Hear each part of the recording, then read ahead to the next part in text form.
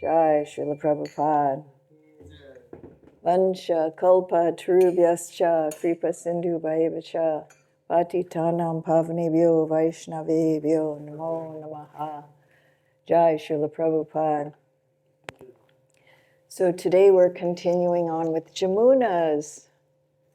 And next we'll be doing Shama Sundar. So we're doing 4 different books, actually 5, including Lilamrita. We're using Lilamrita. We're weaving in the timeline and using the devotees. Beautiful. And Srila Prabhupada's letters. So, jumping right in, Yamuna Devi, this extemporaneous offering of Yamuna Devi references some of the analogies that Prabhupada often used in preaching Krishna consciousness during those early years. Yet she manages to express her own intuitive realizations of the philosophy in the personal and poignant way. Her attraction for chanting the holy names and for the Srimad Bhagavatam is also very much evidence in her, oh yeah, it's not coming up. Hare Krishna. Hari Bol. Jai Govardhanadari. Hare Krishna. While he's fixing that, I'll tell you a little story about Srila Prabhupada in Hawaii. And it was when he was installing Panchatattva, that month that he was there, he was living in a house on the beach in Waimanalo with Nanda Kumar and Shama Sundar. And he was, every morning when he would come to the temple, he would say the same, he would start the lecture with the very same sentence every single morning. He would start the lecture by saying, Lord Chaitanya took sannyas at an early age, and then he would give a different reason every single day. Every day that he lectured. But the other thing was when he was taking his morning walk, this paragraph here, it struck that bell in me because we hear the word intuitive. And Srila Prabhupada was criticizing the English language for the use of 2 words. One was intuition, and the other was instinct. Those 2 words. He said they were impersonalist words that were meant to take Krishna out of the equation. Because when Chaita Guru sits in the heart and gives us guidance, we call that intuition instead of giving God credit. We don't give God credit. So Prabhupada, during the morning walk, he was very much... well, I have to be able to read it. Ah, you did it. Very good. Excellent. He's a magician. I wouldn't know what to do. In fact, right now, my screen at home is black. I'm going to need some help tomorrow because it's not lighting at all. It's not giving me any. Fortunately, I finished the slideshow before my computer started misbehaving. But anyway, this word intuitive, or intuition. Prabhupada, during the morning walk, he was saying, you can tell about a society by its language. And when the language isn't including God a lot, the impersonalist language, it's like they cut God out and they use these words to cover him up. Intuition. We're being guided by the Lord in the heart. He's guiding the wandering of every living entity.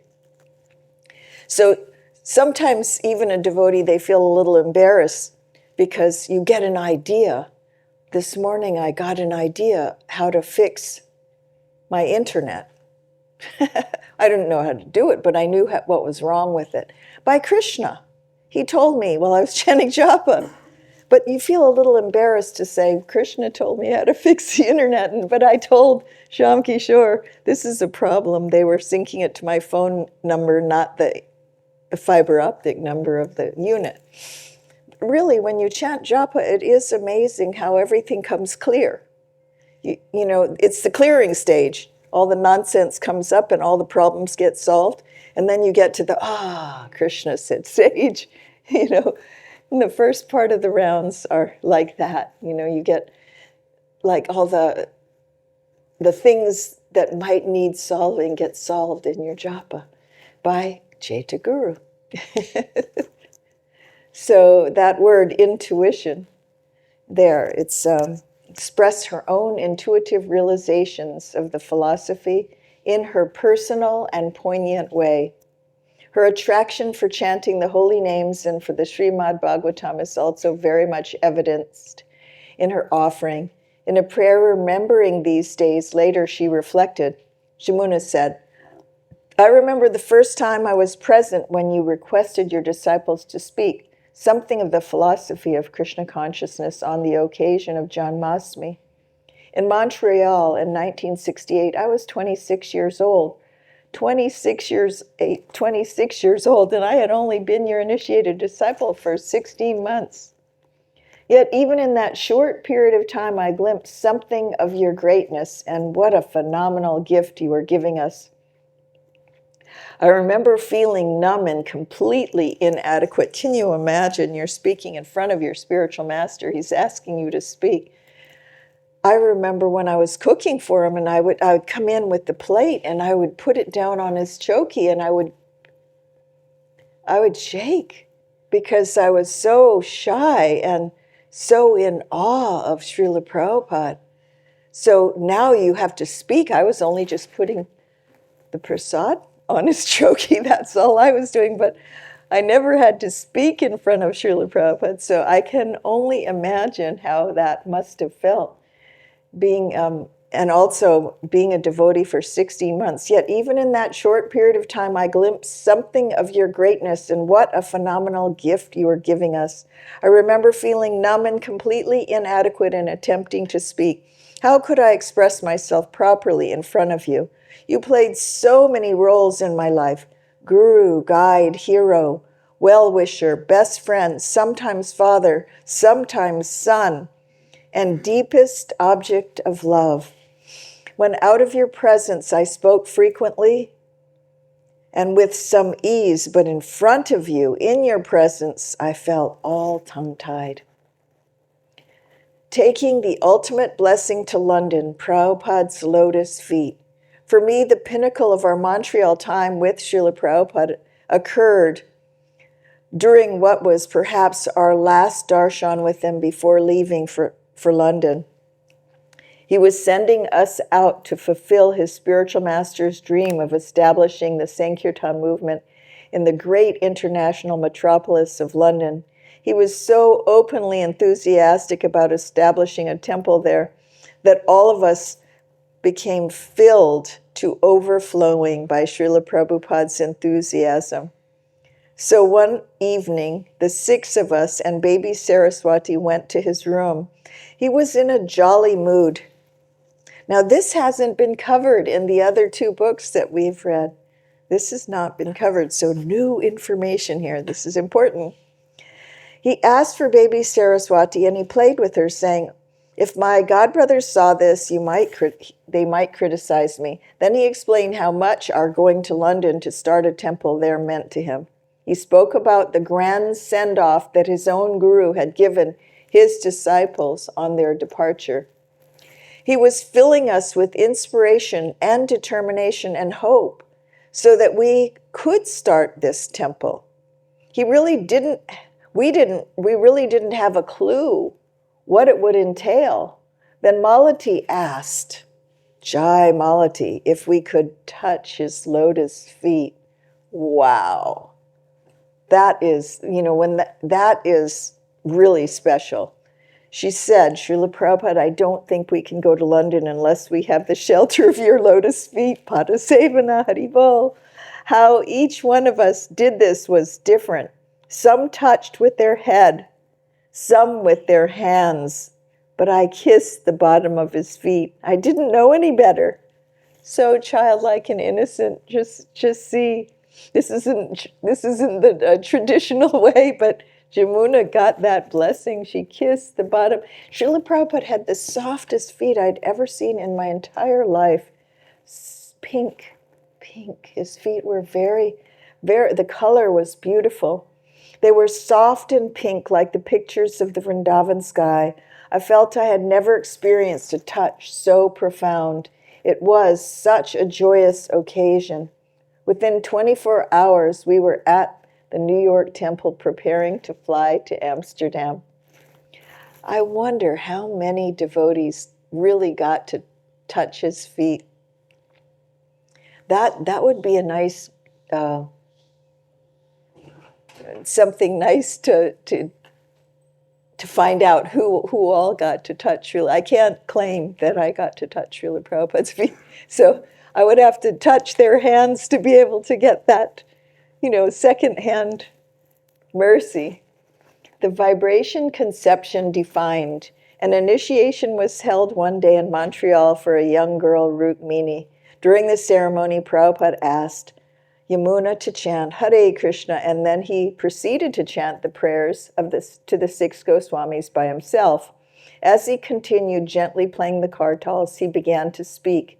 Today a devotee is being initiated, so we pray to the lotus feet of the 6 Goswamis who inaugurated this movement.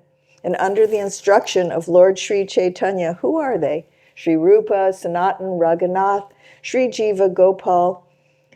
Just try to chant these 6 names. That was the lecture. August 15th, 1968. Srila Prabhupada then began chanting and asked the devotees to repeat. So, what was their business? Krishna Kirtan, always engaged in chanting Hare Krishna, Krishna Krishna, Hare Hare, Hare Rama, Rama Rama, Hare Hare. Gana Nartama Paro Nartana means dancing. So chanting and dancing, that was their business. And Krishna Kirtan, whenever one is merged in Krishna Kirtan, that means he is merged into the ocean of love of Krishna. That should be the test. As soon as Krishna, the sound is vibrated, one immediately becomes merged into the ocean of love. That is the sign of pure devotion, immediately. So these Goswamis, they merged immediately into the ocean of love of God. Lecture was August 15th, 1968. Then Srila Prabhupada also began to sing. And these Goswamis were both dear to the devotees and non-devotees. Not that they were simply liked by the devotees, but the non-devotees also liked them. That was their position. A devotee's position is that he has no enemy. It means because they are not envious. A devotee is always open to everyone. There is no question of discrimination that this person should be allowed to chant Hare Krishna and this person should not be allowed. No. And such a person can deliver the suffering humanity from this material contamination. Therefore, we offer our respectful obeisances unto the 6 Goswamis, Rupa, Sanatan, and the 2 Raghunaths, Gopal Bhatta and Sri Jiva Goswami. Vandeham.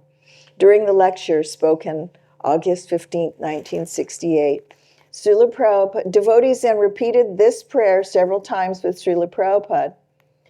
Several days later, during a question and answer period, Srila Prabhupada elaborated on the power of kirtan, calling it the vibration conception. Rukmini said that when Srila Prabhupada was not there, she felt far away from him. Srila Prabhupada profoundly and movingly explained that if we give emphasis to the sound vibration of chanting, you will always feel the presence of Krishna and the spiritual master. These are 2 conceptions, the physical conception and the vibration conception. So the physical conception is temporary. The vibration conception is eternal. Just like we are enjoying that we are relishing the vibration of Krishna's teachings, so by vibration he is present. As soon as we chant Hare Krishna or chant Bhagavad-Gita or Bhagavatam, so he is present immediately by his vibration. He is absolute. Therefore, try to remember his words of instruction, and you'll not feel separation. You'll feel that he is with you. So we should associate by the vibration and not the physical presence. That is real association by sound. just like we are touching Krishna immediately by sound vibration. We should give more stress on the sound vibration, either of Krishna or of the spiritual master. Then you'll feel happy, no separation. Also, this is also from the lecture, August 18th, 1968. By summing up the Montreal interlude, Yamuna wrote a short prayer to Srila Prabhupada. They were on their way to experiencing the great unknown in London, totally depending on the mercy of Guru and Krishna, yet there was no fear, no trepidation, only a desire to please, to serve, to make something wonderful happen. The Krishna magic. You hear that a lot. The Krishna magic. Because it's like that. It's like there'll be this big dilemma, and then Krishna does some magic. And it all gets taken care of. It's so fascinating, the Krishna magic. Mataji talks about a time they were so distraught they didn't have the rent. The rent was due that day, and they had no rent. And all of a sudden, the wind came blowing, and bills with exactly the rent came blowing in the breeze. And they collected it. It was like desire tree stuff, desire wind. A kalpa vayu. Desire wind that Krishna just brought in, whatever they needed, it was there. Yes, means the currency, no? Yes. Yeah, they had exactly the rent. Yep. So to sum it up, Yamuna wrote, I remember in Montreal, en route to London with 5 others, the wonder of our second initiation ceremony there. In our first Janmashtami and Vyas Puja, in your presence, how you taught by example, by personally doing, not just saying, how you personally taught us how to make an urd dal vada dish, much favored by your own Guru Maharaj. How you had us speak as you did in front of your own Guru Maharaj. How you taught us melodies for chanting prayers and corrected our pronunciation of Sanskrit. In this connection, I pray to follow your example by always living in your preaching mood, doing everything in the spirit of trying to please you. All you need is love of Godhead. London, 1968 to 1970, Chapter 5.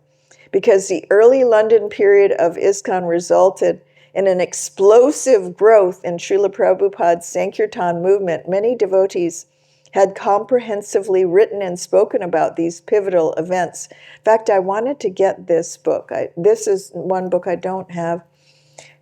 She's mentioning it. I haven't read this one. Among them, the well-researched history of Ranchar Prime, When the Sun Shines, which Yamuna contributed to significantly, is expanding on Yamuna Devi's memories of the London years, which she later termed a magical experience which taught me lifelong lessons in my devotional life. It is important to again reiterate that this is a recounting of Yamuna Devi's own devotional odyssey rather than a retelling of or an addendum to the history of the Hare Krishna movement in England. Still, it would be interesting to read that, When the Sun Shines. It is inherent in Yamuna's nature that she inevitably saw each situation, event, exchange, or service to Srila Prabhupada in an uniquely personal way, which either enhanced or reinforced a needed lesson in her devotional life. In reviewing some of the remembrance of those years by other devotees, I was not surprised to see that events or exchanges which were extremely meaningful to them were often rarely mentioned by Yamuna or were assimilated differently by her. Therefore, although we have endeavored to remain historically accurate throughout the book, in some instances Yamuna's remembrances diverge from those of others, and we have remained true to her very personal and unique perspective by weaving the tapestry of Yamuna Devi's internal devotional journey with the threads of her dedication, determination, and sincerity. We hope to share through her realizations and personal example the tremendous and enduring impact that she had on others and on the Hare Krishna movement itself, here's a new title, An Unforgettable Send-Off for Yamuna and Janaki. The London-bound Sankirtan party left Montreal on October 19, 1968, for New York. As the 6 friends prepared for their London mission, Yamuna always wore her sari, tilak, and nose ring wherever she went. She had freely walked the streets in San Francisco in this way and foresaw no problems doing so in a cosmopolitan city like New York. Yamuna said, "One day Janaki and I were casually walking down the street, and I was by now so used to wearing a sari in San Francisco that it didn't occur to me that it would appear strange in a city already full of oddities and eccentricities as New York. Obviously, I was wrong." At one point, Janaki tugged at me and almost casually mentioned that a crazy-looking man was following us with what looked like a machete. You know what a machete is? It's almost like a sword. It's a gigantic knife for chopping coconuts or trees or long grass, or it's about this long. It's like scary. You could really get hurt with such a thing. It could crack your skull. I told her to pay no attention to him, just another crazy New Yorker. After another half a block, she became more urgent, telling me he was now closer and was definitely following us. By now, I was also becoming concerned. I had something similar happen in San Francisco. We decided to quicken our pace and make for the temple, just hoping he was not just following the same road we were on, but no, he was following us, and what's more, he was jogging towards us. He took off running. We took off running as fast as our legs would carry us to the temple with this crazy man with a machete behind us all the way. When we got there, literally bursting through the doors and slamming it shut, there was only one young brahmachari who must have thought we were 2 crazy ladies ourselves. Not having any available weapon, we just took a conch shell in hand and blew it into with all the air in our lungs and ferocity in our hearts. Somehow it worked, and the sound scared him away. Yeah, although we were shaken by the experience afterwards, we felt that perhaps this was Krishna's way of telling us it was time to leave. I had something similar happen in San Francisco. I was a little late for Mangalartik, and so I was running to the temple. We lived right next door, and somebody turned around with a knife. They thought I was attacking them, and I went, "Whoa, no, I'm not." And I realized, because later I did Govardhan Samskar to have a child, and I thought, I'm not raising a child where you get a knife pulled on you on the way to Mangalartik. That's out of the question. So I came to the same conclusion. It's time to go. It may not be the right thing when you have a knife involved. Suddenly it's like, no, thank you. Safety is a minimum requirement. We flew to Amsterdam sometimes in the last week of August, and Yamuna and Guru Das arrived by ferry from Holland to Harwich in England on August 31st, 1968.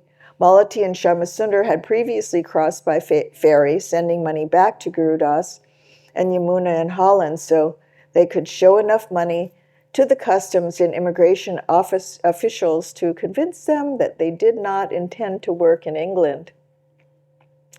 This is the thing. I mean, they're showing up there and they can't even get employment.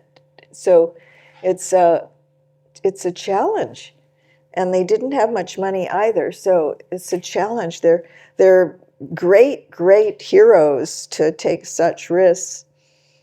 So they in turn sent the money to Mukunda and Janaki, who then came in the same way, and now they were all together in England. Everything was in place for the enthusiastic Sankirtan party members to inundate England, Europe, and the world with the holy names and establish a temple in London, something dear to the hearts of Srila Prabhupada and his guru.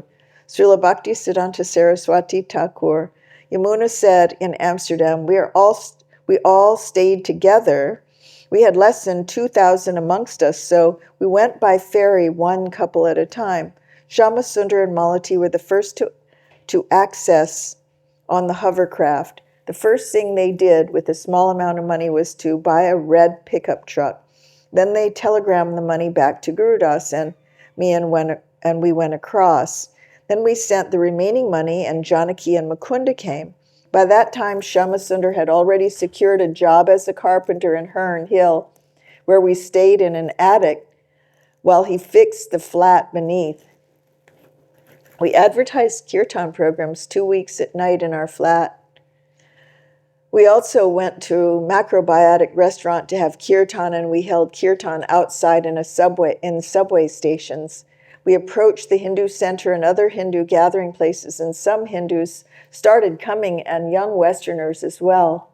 Our real preparation for London, the London Yatra, was to follow the simple Krishna-conscious tenets: chant, feast, dance, study our philosophy, and share it with others. Srila Prabhupada called this the peace formula, activities that would do good for you and do good to others as well. When Srila Prabhupada sent a letter to any one of us, we shared it amongst all of us. He always added his greetings for the others. We felt very close to Srila Prabhupada and that he was making us dance, pulling the strings. Sometimes we didn't dance in unison, but we had affection and love for each one another.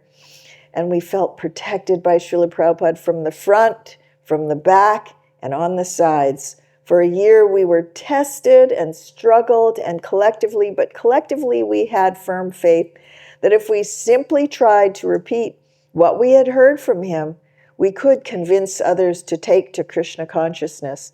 That was our great hope. And Srila Prabhupada constantly encouraged us and affirmed that hope in his letters. The letters kept us going.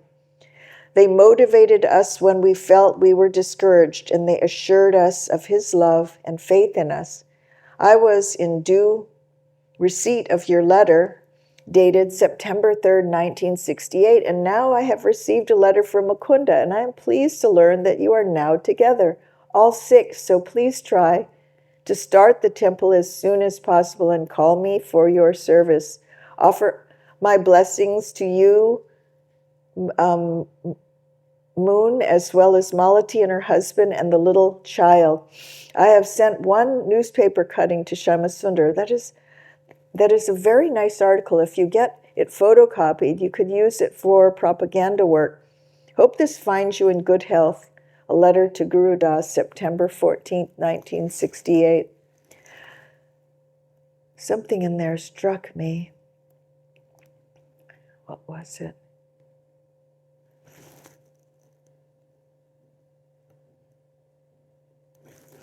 The genesis of the Hare Krishna movement in the West. In his desire to spread the teachings of the Lord Sri Chaitanya Mahaprabhu, the great Vaishnava saint Srimad Bhaktivinoda Thakur wrote in his magazine, the Sri Sanjana Toshani, in 1895, that Sri Chaitanya Mahaprabhu did not descend with his associates to deliver only the human beings in India, but rather his purpose was to deliver and uplift all living beings in all countries of the world. He prophesied, soon there would be a time when chanting of Krishna's name will be heard in England, France, Russia, Germany, and America. The following year, in 1896, he wrote a booklet entitled Sri Gauranga Leela Smaranam Mangala Stotra, or Sri Chaitanya Mahaprabhu, his life and precepts.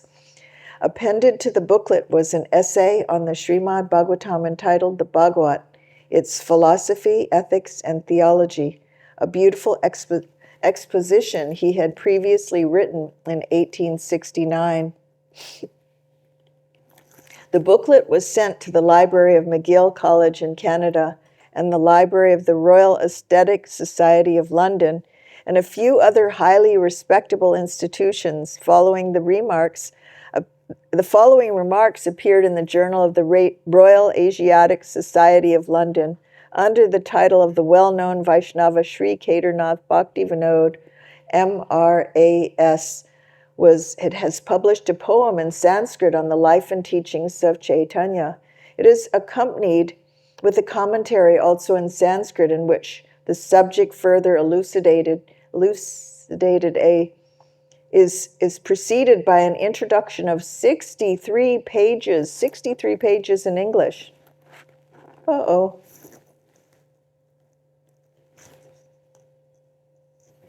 Krishna magic. Didn't even have to do that. It did it all by itself.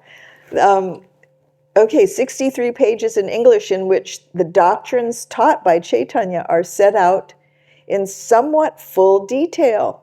This position, and more especially as against Shankaracharya and Advaita Vedantis, is explained at length.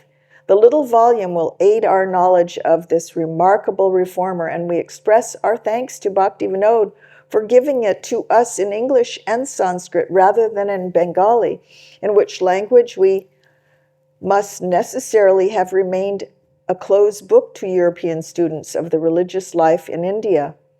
One reviewer summarized the content for any reader unschooled in Vaishnava thought. The spirit that is to animate this new church is to be found on the principles that spiritual cultivation is the main object of life, human life, meant for knowing Krishna, serving Krishna, loving Krishna. Do everything that keeps it and abstain from doing anything which thwarts the cultivation of the spirit. A devoted love of Krishna is to be the guiding light as preached by Chaitanya. Have a strong faith that Krishna alone protects and none else. Admit him as your only guardian. Do everything which you know Krishna wishes you to do, and never think that you do a thing independently of the holy wish of Krishna. Do all you do with humility. Always remember that you are a sojourner in the world, and you must be prepared for your own home. A.C. Frazier, Madras Civil Service. Somebody got it right. Bhaktivinoda Thakur also predicted that a personality will soon appear to preach teachings of Lord Chaitanya and move unrestrictedly over the whole world and with his message. Srila Prabhupada sometimes mentioned this auspiciousness of his having been born in 1896, the same year Bhaktivinoda Thakur sent the teachings of Sri Chaitanya to the West. He perceived the sweet will of the Lord guiding all things and therefore foresaw the correlation between his birth and Sri Chaitanya's message reaching the West. And if you think about it, when Sri Chaitanya Mahaprabhu was enacting his pastimes in India, there was a huge renaissance of spirituality happening in Europe. Why? Because of the presence of the Lord on the earth. Why was there this huge upsurge of sentiment, art, so much religious art? It was a beautiful time, even in Europe. Why? Because Sri Chaitanya Mahaprabhu was present on the earth. And the entire planet was being inundated by love of God. Whether they knew him or not, they were feeling the ecstasy of Lord Chaitanya. In 1896, Srila Bhaktivinoda Thakur wanted to introduce this Krishna consciousness movement by sending his book. Fortunately, that year was my birth year, and by Krishna's arrangement, we came in contact. I was born in a different family. My Guru Maharaj was born in a different family. Who knew that I would come to his protection? Who knew that I would come in America? Who knew that all you American boys will come to me? These are all Krishna's arrangements. We cannot understand how things are taking place. A lecture on the disappearance day of Srila Bhaktisiddhanta Saraswati Thakur, December 9th, 1968. In a conversation with the Canadian ambassador to Iran On March 13, 1975, Srila Prabhupada further hinted that he might be the fulfillment of Bhaktivinoda Thakur's predictions. In 1896, Bhaktivinoda Thakur was the first origin of this movement, but he simply thought of it, and he was expecting some others willing to take up the work. Well, somebody says that I am that same man, and I was born in 1896. A conversation, March 13th, 1975. 37 years later, Bhaktivinoda's son, the great Vaishnavacharya Srila Bhaktisiddhanta Saraswati Thakur, sent 3 of his disciples to London to establish a temple there and preach the message of Sri Chaitanya Mahaprabhu. This project began by Bhaktivinoda Thakur and was so dear to the heart of Srila Saraswati Thakur that his mission funded it for its entire duration of 3 years, unlike Srila Prabhupada's. It was not funded.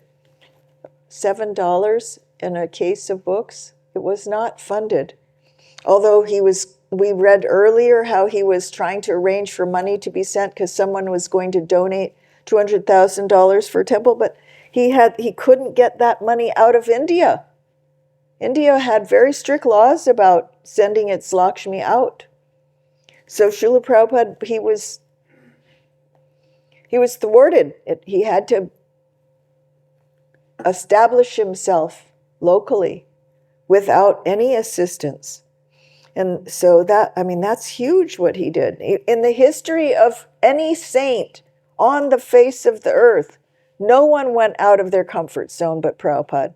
Not one. He was the first pioneer that preached in a language that wasn't his own, to people that were like monkeys.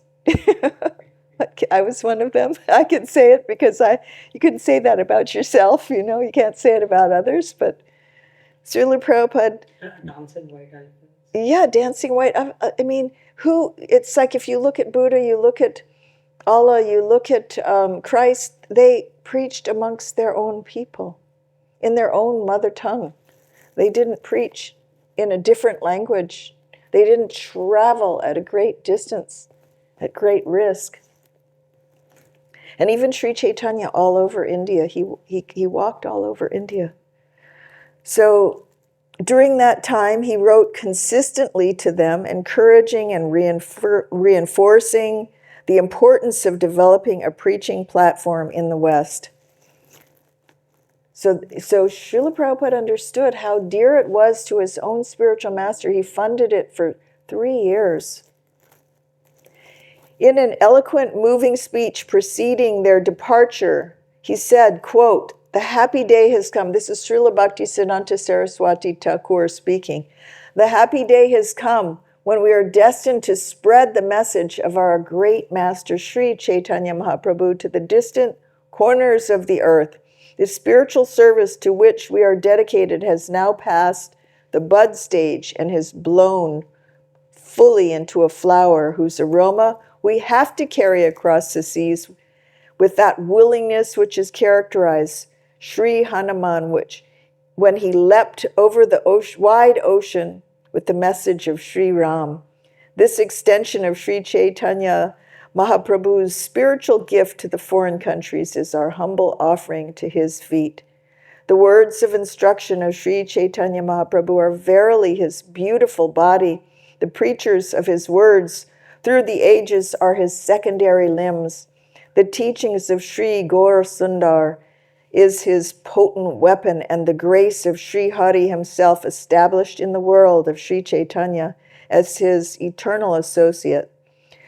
When drawing on a musical analogy, he said, "We must always bear in mind that we are not the operators of instruments, but merely instruments. We must constantly offer our music at the lotus feet of Sri Guru. We should practice the function of being peripatetic preacher by carrying aloft the victory banner of Sri Gaur Sundar's divine command by perpetual submission to Sri Guru and the Vaishnavas, fixing our eye on the pole star of the heard transcendental voice." seems like it should be head, but if in that duty, under the guidance of Sri Guru, we are always inspired to discourse about the truth and no hankering for travel or any veiled form of desire other than the chanting of Hare Nam will ever strike terror into our hearts. Saraswati Thakur's address to the London-bound disciples in 1933. What a beautiful addition she's put in, Yamuna's put in. Srila Prabhupada's wish becomes Yamuna's wish. This realization that she was merely an instrument of Srila Prabhupada's heartfelt desire to establish a temple in London was already clearly understood by Yamuna at this stage of her Krishna consciousness. She exemplified this principle not only in the context of the London mission, but in the full spectrum of her devotional life. Yamuna said until very shortly before our Montreal and then London travels, Gurudas and I were still hoping to go to India with Srila Prabhupada, so we were the last of 3 couples to join the London party. All this time I had allowed no other possibility to enter my heart but my determination to somehow go to India. Yet a surprising thing happened to me when our plans changed. I found myself fully surrendering to anything Srila Prabhupada wanted me to do, not just abstractly, but on a deep heart level. Srila Prabhupada had promised us that if we just chanted Hare Krishna, everything would become known to us, and somehow this became known to me that attempting to fulfill the wishes of the spiritual preceptor is the highest place. People say, oh, we're just getting ABCs, but the very same instructions based on our own surrender and realization and advancement, new and new, like even one time we went to the Brigunati and the leaves change, writing. It's not a static thing. And the scriptures that Prabhupada's written, it actually, the purport becomes new and fresh in our hearts. The realizations are newer and fresher every day. We can read the same thing. Like Hare Krishna, it gives us new meaning to our existence. And of course, let's see, the irony is now the willingness was there, the desire to please Srila Prabhupada was there, but a heavy feeling of inadequacy took center stage in my consciousness. Of course, this inadequacy was her natural humility, a quality inherent to all sincere devotees. In a talk to the young students at the Govardhan Academy at Sharanagati in 2010, Yamuna elaborated on this theme. It is especially heartwarming and revealing because she had been asked how this movement started, and her answer so beautifully shows how she was able to connect with people of all ages, making them feel excitement of the time and place and the wonder of Srila Prabhupada's accomplishments. Yamuna said, for all of us in England, the time was ripe. All of us know that Bhaktisiddhanta Saraswati Thakur sent Bahan Maharaj and others to England in 1933, although they had the opportunity to meet ministers, royalty, and other high members of society at that time. The climate was just not right for making a huge impact. When we look at Srila Prabhupada, we didn't meet lords and ladies, we met these hippies, young people in their early 20s. But somehow or other, by Krishna's incredible arrangement, Srila Prabhupada was able to make an impact very, very quickly. He was only here with us for 11 years, and in that time there was over 100 temples, and tens of thousands of people began chanting Hare Krishna. And it was quite fascinating how these young people became so empowered. It was really fascinating, absolutely. If I had that experience myself, I never sculpted, but all of a sudden I was sculpting the first Lord Chaitanya deity in our movement, and I never sculpted since, but I was empowered to do so. And this is not something I can do. It's not something I've been trained to do, but You're given a service and you bow down and this is what we were taught. You beg the Lord to appear. You're an instrument only. You're only empowered by the spiritual master. That's all. We're not the doer. You find out how it is that you're simply the instrument of the guru. And you have no qualification, like Arjuna, when he hung up his weapons, done. I'm not a sculptor, but somehow I got to do some service. And it's actually amazing when you see how that happens, how Prabhupada empowers you. He just empowers you. We had no qualifications. We didn't know bookkeeping or anything it takes to run a temple, but he took to heart the principles of Krishna consciousness and learned. We took to heart the principles and we learned how to chant, how to worship the deity, and everything that it takes to run a temple. In England, there were just 6 of us in the beginning. What happened in 2 years was incredible. It was just impossible. We didn't know what we were doing. We were just enthusiastic to try. That's really something. So that is what I want to try to catch, that ray, that moonbeam of Krishna magic that allows us to do things that you never thought you could do. I mean, that's the thing. When we have firm faith in the order of the spiritual master, we don't say, I can't. That's just not possible. They are way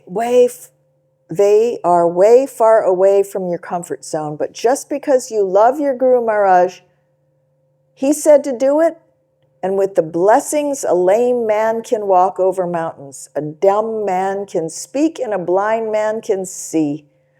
What is the mercy factor? Back to the big, huge mercy factor. Sometimes I felt like I was in a play where they use marionettes and the little guy is dancing and you flop down and you jump back up. And I felt like we were one of these string marionettes, and Prabhupada was pulling the strings and making us dance. Along the Jaladuta Prabhupada prayed to Krishna, I'm just like a puppet in your hands. If you brought me here to dance, make me dance.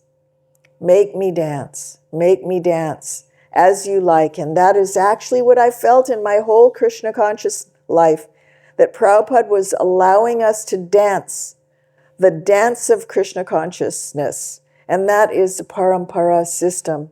It is the power of the parampara, so juicy, so nectarian. Srila Prabhupada, although highly advanced in devotional service, also felt such humility and inadequacy, which he beautifully expressed in his prayer while coming to America on the Jaladuta. So Srimad Bhaktisiddhanta Saraswati Thakur was very dear to Lord Gauranga, the son of Mother Sachi, is unparalleled in his service to the Supreme Lord Sri Krishna. He is a great saintly spiritual master who bestows intense devotion to Krishna at different places throughout the world. By his strong desire, the holy name of Gauranga will spread throughout the world, all the countries of the Western world, and all the cities and towns and villages of the earth, from all the oceans, seas, rivers, streams. Everyone will chant the holy names of Krishna.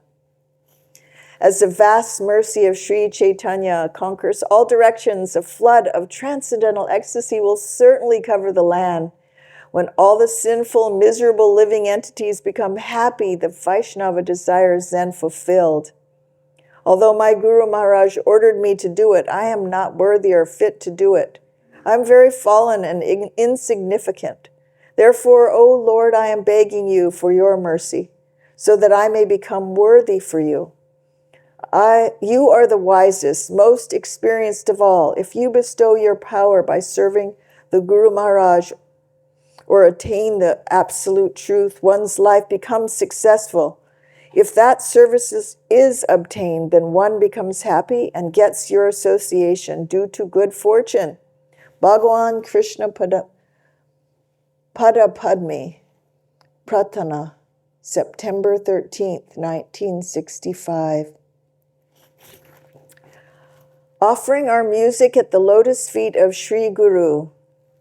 Yamuna felt that perhaps Srila Prabhupada had chosen the 6 of them for the London Yatra because they had known each other for a long time and worked well together. Once she was asked to give a brief, succinct description of each of the 6 of them in those days. She described Mukunda as the mimic of the group, a person who could change to fit any occasion or need instantly. He was also a good organizer. Janaki was plain-spoken and loving, not afraid to express herself. She was often sardonically humorous and naturally generous. Shamasundar, oops, I misspelled this. I type it in, so sometimes there's some little typing mistakes here, was the idealist of the group, always presenting grand plans with an ever-present chuckle, a visionary. And Malati was wry, daring, and possessed of piercing wit. Jamuna's husband, Gurudas, was affable, outgoing, and up for anything. She described herself with an usual humility as a stranger in a strange land.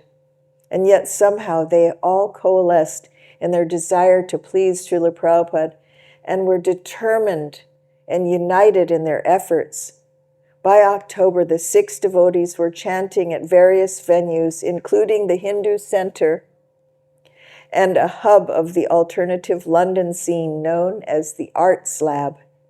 They used these venues for practicing their kirtans, including Chintamani Govinda prayers from the Brahma Samhita. Each Wednesday and Friday night, they chanted at the Arts Lab with Yamuna in her usual exuberant manner, extorting the audience to chant by raising her arms and shouting, Hari Bol, Hari Bol. I am pleased to learn that you are singing the Chintamani prayers of Brahma Samhita. This Brahma Samhita contains the highest of all spiritual knowledge.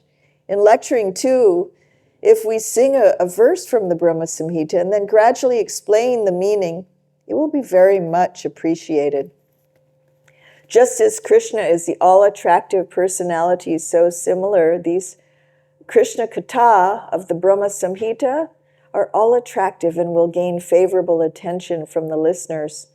Also, your description of progress in kirtan performance was with Guru Das playing sitar and Mukunda playing khol. It's encouraging. Practically, we see that as we sincerely try to improve our chanting for the pleasure of Krishna, Krishna reciprocates, and we feel our greatest pleasure, which is devotional service to the Lord. So you may continue with this method. It is very nice and approved by me. This was a letter to Shamasundar, November 24th, 1968. Although they had immediate impact and they were encouraged by the response, they all faced major challenges in finding living arrangements. After Hernbill, they were forced to live separately in what Yamuna called ghettos. Each couple struggled in separate accommodations until they were temporarily brought together again in a rent-free 4-story warehouse on Betterton Street. On a positive side, they were all in the same location and had free accommodation. On the negative side, there were no showers, only cold water, no heat except space heaters. Still, they soldiered on, and Srila Prabhupada wrote them, often encouraging and nurturing them. Each of his letters was eagerly shared amongst them, a perpetual reservoir of hope and strength.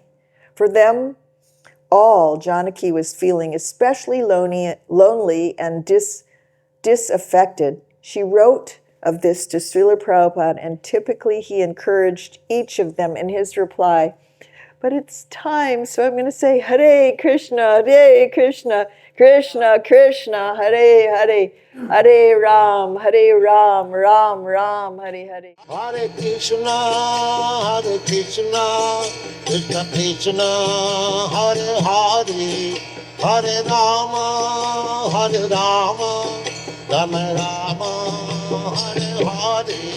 Hare Krishna, Krishna.